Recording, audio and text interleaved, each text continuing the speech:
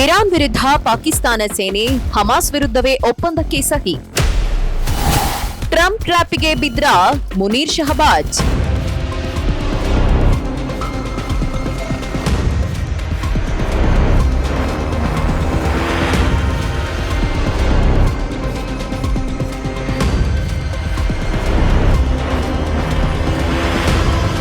ಈ ದೃಶ್ಯವನ್ನು ಇತ್ತೀಚೆಗೆ ನೀವೆಲ್ಲರೂ ನೋಡಿದ್ದೀರಿ. ಅಮೆರಿಕ ಅಧ್ಯಕ್ಷ ಡೊನಾಲ್ಡ್ ಟ್ರಂಪ್ ಅವರ ಒತ್ತಾಸೆಯಂತೆ ಪಾಕಿಸ್ತಾನ ಪ್ರಧಾನಿ ಶಹಬಾಜ್ ಶರೀಫ್ ಒಪ್ಪಂದವೊಂದಕ್ಕೆ ಸಹಿ ಹಾಕಿದ್ರು. ಅದು ಬೇರಾವುದೂ ಅಲ್ಲ, ಗಾಜಾದಲ್ಲಿ ಅಥವಾ ಪ್ಯಾಲೆಸ್ತೀನಿನಲ್ಲಿ ಶಾಂತಿ ಸ್ಥಾಪಿಸುವ ಸಲುವಾಗಿ ಟ್ರಂಪ್ ಪ್ರೊಪೋಸೆ ಮಾಡಿದಂತಹ ಬೋರ್ಡ್ ಆಫ್ ಪೀಸ್ ಒಪ್ಪಂದ. ಇದರ ಬಗ್ಗೆ ಹೇಳೋಕ್ಕೂ ಮುನ್ನ ಅದೇ ಸಂದರ್ಭದಲ್ಲಿ ಮತ್ತೊಂದು ಘಟನೆಯೂ ನಡೆಯಿತು.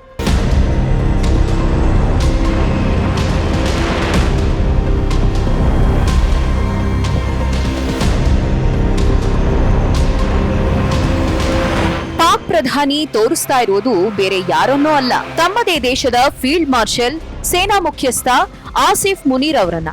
ಆಗ ಟ್ರಂಪ್ ಅವರ ರಿಯಾಕ್ಷನ್ ಅನ್ನು ನೋಡಿ, ಇದನ್ನು ನೋಡಿದ ತಜ್ಞರು ಒಂದು ನಿರ್ಧಾರಕ್ಕೆ ಬಂದಿದ್ದಾರೆ. ಟ್ರಂಪ್ ಬೀಸಿದ ಟ್ರ್ಯಾಪ್ಗೆ ಕೊನೆಗೂ ಆಸಿಫ್ ಮುನೀರ್ ಬಿದ್ದಿದ್ದಾರೆ. ಈ ಜಾಗದಲ್ಲಿ ಈಗ ಪಾಕಿಸ್ತಾನ ಕೂಡ ಸಿಕ್ಕಾಕೊಂಡ್ಬಿಟ್ಟಿದೆ.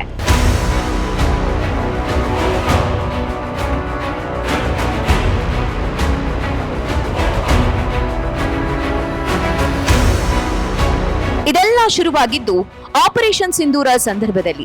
ಭಾರತದ ದಾಳಿಗೆ ತತ್ತರಿಸಿ ಹೋಗಿದ್ದ ಪಾಕಿಸ್ತಾನ ಟ್ರಂಪ್ ಪಾದದಡಿ ಶರಣಾಗಿತ್ತು. ಏನಾದ್ರೂ ಮಾಡಿ ಯುದ್ಧ ನಿಲ್ಲಿಸುವಂತೆ ಬೇಡ್ಕೊಂಡಿತ್ತು. ಇತ್ತ ಪಾಕಿಸ್ತಾನದ ಸೇನೆ ಭಾರತವನ್ನೂ ಕೇಳಿಕೊಂಡಿತ್ತು. ಪಾಕ್ ಮನವಿಗೆ ಸ್ಪಂದಿಸಿದ್ದ ಭಾರತ ಆಪರೇಷನ್ ಸಿಂಧೂರವನ್ನ ತಾತ್ಕಾಲಿಕವಾಗಿ ಸ್ಥಗಿತಗೊಳಿಸಿತ್ತು. ಇದೇ ಸಂದರ್ಭಕ್ಕೆ ಕಾಯ್ತಾ ಇದ್ದ ಡೊನಾಲ್ಡ್ ಟ್ರಂಪ್ ಯುದ್ಧ ನಿಲ್ಲಿಸಿದ್ದು ನಾನೇ ಅಂತ ಬಡಾಯಿ ಕೊಚ್ಚಿಕೊಳ್ಳೋಕೆ ಶುರು ಮಾಡಿದ್ರು. ಸರಿ, ಪಾಕಿಸ್ತಾನ ಟ್ರಂಪ್ ಉಘೆ ಅನ್ನೋಕೆ ಶುರು ಮಾಡಿತು. ಇದನ್ನು ನಿರೀಕ್ಷಿಸಿದ್ದ ಟ್ರಂಪ್ ಪಾಕಿಸ್ತಾನದ ಸೇನಾ ಮುಖ್ಯಸ್ಥ ಆಸಿಫ್ ಮುನೀರನ್ನ ಭೋಜನಕ್ಕೆ ಆಹ್ವಾನಿಸಿ ಅಚ್ಚರಿಯನ್ನ ಮೂಡಿಸಿದ್ರು. ಸಾಮಾನ್ಯವಾಗಿ ವೈಟ್ ಹೌಸ್ಗೆ ದ್ವಿಪಕ್ಷೀಯ ಮಾತುಕತೆಗಾಗಿ ಆಹ್ವಾನಿಸುವುದು ದೇಶದ ಮುಖ್ಯಸ್ಥರನ್ನ. ಆದ್ರೆ ಪಾಕ್ ಪ್ರಧಾನಿ ಶಹಬಾಜ್ ಶರೀಫ್ ಅವರನ್ನ ಬದಿಗೆ ಸರಿಸಿ ಅಲ್ಲಿನ ಸೇನಾ ಮುಖ್ಯಸ್ಥನಿಗೆ ಮನೆ ಹಾಕಿತ್ತು ಅಮೆರಿಕ. ಟ್ರಂಪ್ ಹೆಣದ ಈ ಪಿತೂರಿ ಸಕ್ಸಸ್ ಆಗಿತ್ತು. ಆಸಿಫ್ ಮುನೀರ್ ಬಹಳ ಖುಷಿಯಿಂದ ಡಿನ್ನರ್ ಪಾರ್ಟಿಯಲ್ಲಿ ಪಾಲ್ಗೊಂಡ್ರು.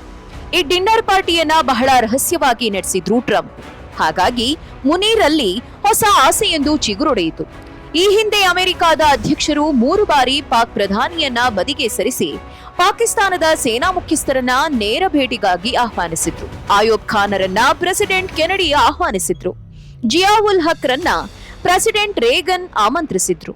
ಜನರಲ್ ಮುಷರಫ್ ಅವರನ್ನ ಪ್ರೆಸಿಡೆಂಟ್ ಜಾರ್ಜ್ ಬುಷ್ ಎಕ್ಸ್ಕ್ಲೂಸಿವ್ ಮಾತುಕತೆಗೆ ವೈಟ್ ಹೌಸ್ಗೆ ಆಹ್ವಾನಿಸಿದ್ರು. ಒಂದು ಗಮನಾರ್ಹ ಸಂಗತಿ ಅಂದ್ರೆ, ಹೀಗೆ ಆಹ್ವಾನ ಪಡೆದವರನ್ನೆಲ್ಲ ನಂತರ ಪಾಕಿಸ್ತಾನದ ಸರ್ವಾಧಿಕಾರಿಯಾಗುವ ಹಾಗೆ ಅಮೆರಿಕ ನೋಡ್ಕೊಂಡಿತ್ತು. ಟ್ರಂಪ್ ನೀಡಿದ ಈ ಆಹ್ವಾನದಿಂದ ಆಸಿಫ್ ಮುನೀರ್ ಆಸೆ ಚಿಗುರೊಡೆದಿತ್ತು. ತಾನೂ ಪಾಕಿಸ್ತಾನದ ಮುಂದಿನ ಚುಕ್ಕಾಣಿ ಹಿಡಿತೀನಿ ಅನ್ನೋ ಆಸೆಯನ್ನ ಮುನೀರರಲ್ಲಿ ಬಿತ್ತಿದ್ದರು ಟ್ರಂಪ್. ಅಷ್ಟೇ ಅಲ್ಲ, ಪಾಕ್ ಪ್ರಧಾನಿ ಶಹಬಾಜ್ ಶರೀಫ್ ಅವರಿಗೂ ಆಸೆ ತೋರಿಸಿದ್ರು ಟ್ರಂಪ್. ತಮ್ಮ ಖಾಸಗಿ ವ್ಯಾಪಾರವಾದ ಕ್ರಿಪ್ಟೋ ಕರೆನ್ಸಿ ವ್ಯವಹಾರದಲ್ಲಿ ಶಹಬಾಜ್ ಶರೀಫ್ ಅವರನ್ನು ಸೇರಿಕೊಳ್ಳುವ ಆಮಿಷಕ್ಕೆ ಶರೀಫ್ ಕೂಡ ಶರಣಾಗಿದ್ರು. ಪಾಕಿಸ್ತಾನದಲ್ಲಿ ಸಿಗುವ ಅತ್ಯಮೂಲ್ಯ ಅದಿರಿನ ಕಲ್ಲುಗಳನ್ನ ಸೂಟ್ಕೇಸ್ನಲ್ಲಿ ತೆಗೆದುಕೊಂಡು ಹೋಗಿ ಟ್ರಂಪ್ಗೆ ತೋರಿಸಿ ಅವರನ್ನ ಮೆಚ್ಚಿಸುವ ಕೆಲಸಕ್ಕೆ ಮುಂದಾಗಿದ್ರು ಈ ಇಬ್ಬರು ಪಾಕ್ ನಾಯಕರು.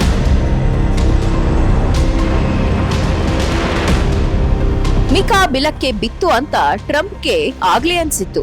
ಇರಾನ್ ವಿರುದ್ಧದ ತಮ್ಮ ಯುದ್ಧಕ್ಕೆ ಪಾಕಿಸ್ತಾನದ ನೆಲವನ್ನ ಪಾಕ್ ಸೇನೆಯನ್ನ ಬಳಸಿಕೊಳ್ಳಲು ಅದು ಅವರಿಗೆ ಸಕಾಲವಾಗಿತ್ತು. ಇರಾನ್ ಗಡಿಯಲ್ಲಿ ಪಾಕಿಸ್ತಾನ ಸೇನೆಯನ್ನು ಜಮಾವಣೆಗೊಳಿಸಲು ಟ್ರಂಪ್ ಮುನೀರ್ಗೆ ನೇರವಾಗಿ ಸೂಚಿಸಿದ್ರು. ಟ್ರಂಪ್ ಆಮಿಷಕ್ಕೆ ಬಿದ್ದಿದ್ದ ಮುನೀರ್ 30,000 ಸೈನಿಕರನ್ನ ಇರಾನ್ ಗಡಿಗೆ ಕಳಿಸಿದ್ರು. ಮೊದಲ ಬಾರಿಗೆ ಇರಾನಿನ ಕೆಂಗಣಿಗೆ ಗುರಿಯಾಗಿದ್ರು. ಶಹಬಾಜ್ ಶರೀಫ್ ಕೂಡ ಅಷ್ಟೇ. ಅಮೆರಿಕ ನೀಡುವ ಹಣಕಾಸು ನೆರವಿನ ಆಸೆಗೆ ಬಲಿಬಿದ್ದು ಈಗ ಈ ವಿವಾದಾತ್ಮಕ ಒಪ್ಪಂದಕ್ಕೆ ಸಹಿ ಹಾಕಿಬಿಟ್ಟಿದ್ದಾರೆ. ಮೊದಲಿನಿಂದಲೂ ಇಸ್ರೇಲ್ ಅನ್ನ ವಿರೋಧಿಸಿಕೊಂಡೇ ಬಂದಿದೆ ಪಾಕಿಸ್ತಾನ. ಇಸ್ರೇಲ್ ಅನ್ನ ಒಂದು ದೇಶ ಅಂತಲೇ ಇನ್ನೂ ಮನ್ನಣೆ ನೀಡಿಲ್ಲ ಪಾಕಿಸ್ತಾನ. ಆದಾಗ್ಯೂ ಈಗ ಈ ಒಪ್ಪಂದಕ್ಕೆ ಸಹಿ ಹಾಕುವ ಮೂಲಕ ಅಮೆರಿಕ ಜೊತೆಗೆ ಇಸ್ರೇಲ್ನೊಂದಿಗೂ ಕೈಜೋಡಿಸಿದಂತಾಗಿದೆ. ಪ್ಯಾಲೆಸ್ತೇನ್ ಪರ ಬೊಬ್ಬೆ ಹೊಡೆಯುತ್ತಿದ್ದ ಪಾಕಿಸ್ತಾನದ ಮೂಲಭೂತವಾದಿಗಳಿಗೆ ಇದರಿಂದ ಶಾಕ್ ಆಗಿದೆ. ತಾನು ಮುಸ್ಲಿಂ ಜಗತ್ತಿನ ರಕ್ಷಕ ಅಂತ ತೋರಿಸಿಕೊಳ್ಳಬೇಕೆಂಬ ಪಾಕಿಸ್ತಾನದ ಆಸೆ ಕಮರಿ ಹೋಗಿದೆ. ಇತ್ತ ಇರಾನಿನ ಶಿಯಾ ಮುಸ್ಲಿಮರ ವಿರೋಧದಿಂದಾಗಿ ತನ್ನದೇ ದೇಶದಲ್ಲಿನ ಶಿಯಾ ಉಗ್ರರ ಕೋಪಕ್ಕೆ ಪಾಕಿಸ್ತಾನ ತುತ್ತಾಗಿದೆ. ಇರಾನ್ ಮತ್ತು ಪಾಕಿಸ್ತಾನದಲ್ಲಿ ಬಲೂಚಿಗಳ ಕೋಪ ಈಗ ಇನ್ನಷ್ಟು ಹೆಚ್ಚಾಗಲಿದೆ. ಪಾಕ್ ಆಡಳಿತದ ಮೇಲೆ ಅವರ ದಾಳಿಗಳು ಹೆಚ್ಚಾಗೋ ಸಾಧ್ಯತೆಗಳಿವೆ. ಅತ್ತ ಹಮಾಸ್ ಉಗ್ರ ಜೊತೆ ಕೈಜೋಡಿಸಿದ್ದ ಐಎಸ್ಐ ಈ ಒಪ್ಪಂದದಿಂದ ದಿಗ್ಭ್ರಮೆಗೊಂಡಿದೆ. ಮಾಜಿ ಪ್ರಧಾನಿ ಇಮ್ರಾನ್ ಖಾನ್ ನೇತೃತ್ವದ ಪಕ್ಷ ಕೂಡ ಈಗ ಬೀದಿಗಿಳಿದು ಈ ಒಪ್ಪಂದದ ವಿರುದ್ಧ ತೀವ್ರ ಹೋರಾಟ ನಡೆಸಲು ಸಿದ್ಧವಾಗ್ತಾ ಇದೆ. ಈ ಎಲ್ಲಾ ಬೆಳವಣಿಗೆಗಳಿಂದಾಗಿ ಮುಸ್ಲಿಂ ಉಮ್ಮಾ ಬಗ್ಗೆ ಕೊಚ್ಚಿಕೊಂಡಿದ್ದ ಮುನೀರ್ ಈಗ ಮುಸ್ಲಿಂ ಜಗತ್ತಿನಿಂದಲೇ ವಿರೋಧ ಎದುರಿಸಬೇಕಾಗಿದೆ.